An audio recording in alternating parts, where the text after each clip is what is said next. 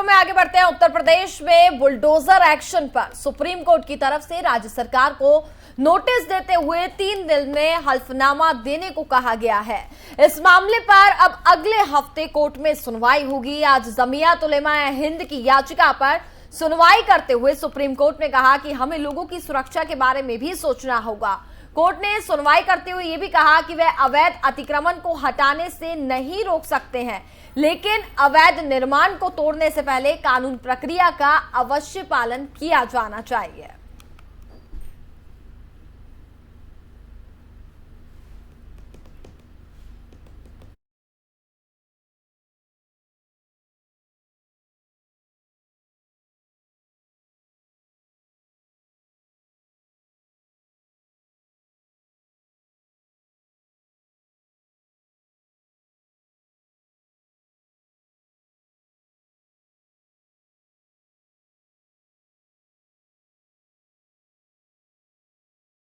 जहां उत्तर प्रदेश में बात की जाए तो बुलडोजर की कार्रवाई जो है वो लगातार जारी है। तो बुलडोजर एक्शन पर सुप्रीम कोर्ट की तरफ से राज्य सरकार को नोटिस देते हुए 3 दिन में हल्फनामा देने को भी कहा गया है। इस मामले पर अब अगले हफ्ते कोर्ट में सुनवाई होनी है।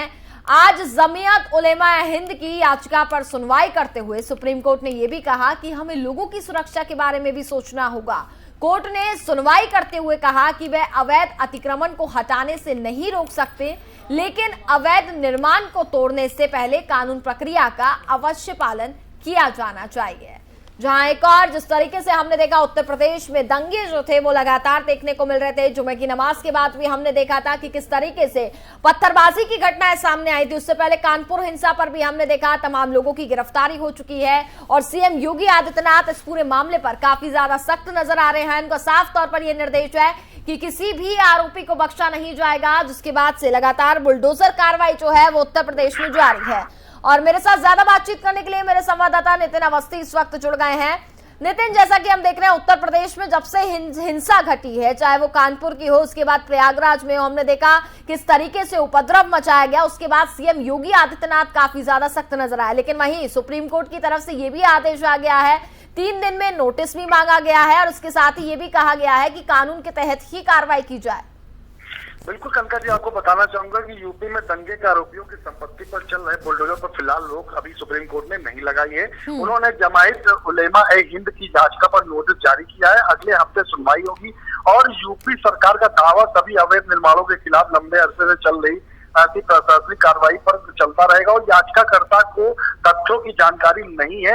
और आपको बताना चाहूंगा कि प्रयागराज और कानपुर में हुई बुलडोजर की कार्रवाई पर सुप्रीम कोर्ट ने यूपी सरकार से जवाब मांगा है, लेकिन कोर्ट ने यह भी कहा है कि अवैध निर्माण हटाने में पूरी प्रक्रिया का पालन सरकार कर सकती है और प्राधिकरण कर सकता है। मंगलवार को होगी अगली सुनवाई। तो कहीं ना कहीं ये कहा जा सकता है कि जो हिंसा में जो लोग जिनके नाम सामने आ रहे हैं, पोस्टर लगाए जा रहे हैं, उनके खिलाफ सख्त रवैया अपनाया जा सकता है। लेकिन प्राधिकरण की अगर बात मानी जाए तो जो जिनके खिलाफ अभी तक कार्रवाई हुई है, जहां जहां बुलडोजर चले हैं, तो उनके कहीं ना कहीं अवैध निर्माण होने के साक्ष्य मिले हैं। उनके पास कोई परमिट संख्या मानचित्र नहीं था, इसलिए वहां पर बुलडोजर चलाया गया है। और जो लोग पोस्टर में पाए गए हैं, उनके खिलाफ भी उनकी संपत्ति का ब्यौरा लिया जा रहा है और कहीं ना कहीं ये भी देखा जा रहा है, प्राधिकरण जांच कर रहा है कि जिनकी जो संपत्ति है क्या वह सही रूप में दर्ज है शासन के पास। तो कहीं ना कहीं उनकी जांच पड़ताल करने के बाद ही यह रवैया रहेगा। और ये कहा जा रहा है कि उन लोगों पर भी बुलडोजर चलेगा अगर उनकी अवैध संपत्ति होती है।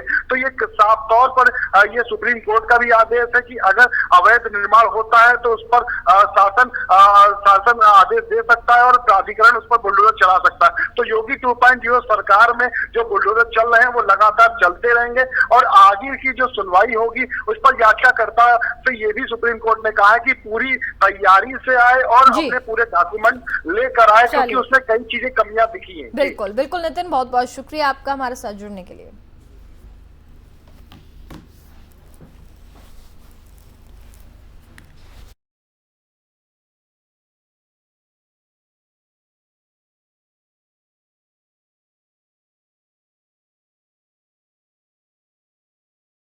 खबरों में आगे बढ़ते हैं। सीएम धामी ने आज देहरादून में प्रेस वार्ता करते हुए अग्निपथ स्कीम के लिए पीएम मोदी का शुक्रिया किया है।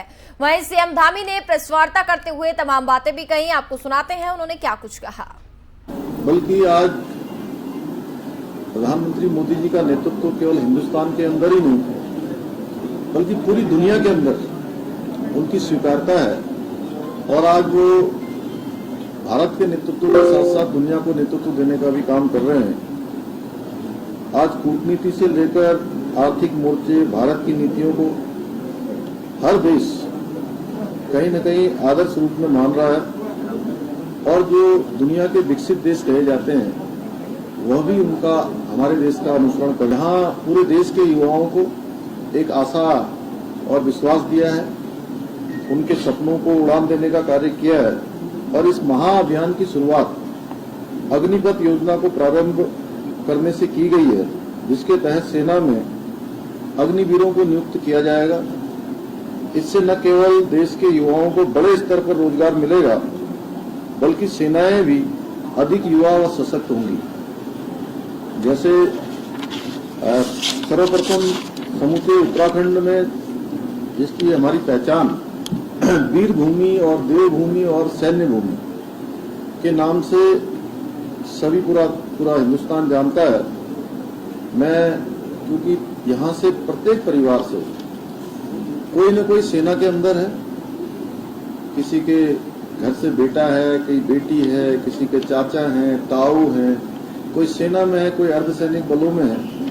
ऐसा मैं समझता हूँ कि पूरे अगर हम पर्वतीय जनपदों में देखें तो प्रत्येक परिवार सेना से या अर्धसैनिक बलों से सीधे सीधे कहीं न कहीं कनेक्ट में है और इस योजना के प्रारंभ करने से मैं उत्तराखंड की 1.25 करोड़ देवतुल्य जनता की ओर से माननीय प्रधानमंत्री जी का आभार प्रकट करता हूं और मैं एक सैनिक पुत्र होने के नाते भी माननीय प्रधानमंत्री जी का जो निर्णय है मैं स्वयं को इससे गौरवान्वित महसूस कर रहा हूं और मुख्य सेवक के रूप में मुझे इस योजना को उत्तराखंड में लागू करने का भी अवसर प्राप्त होगा।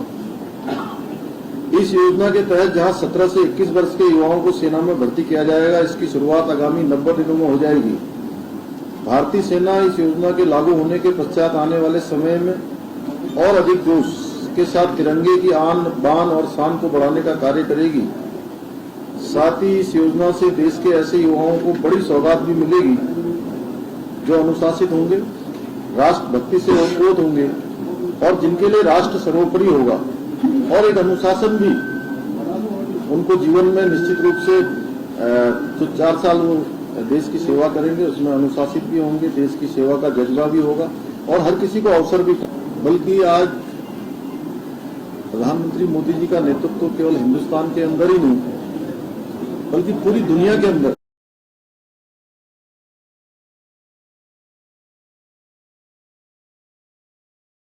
और इसी के साथ फिलहाल वक्त हो चुका है एक छोटे से ब्रेक का।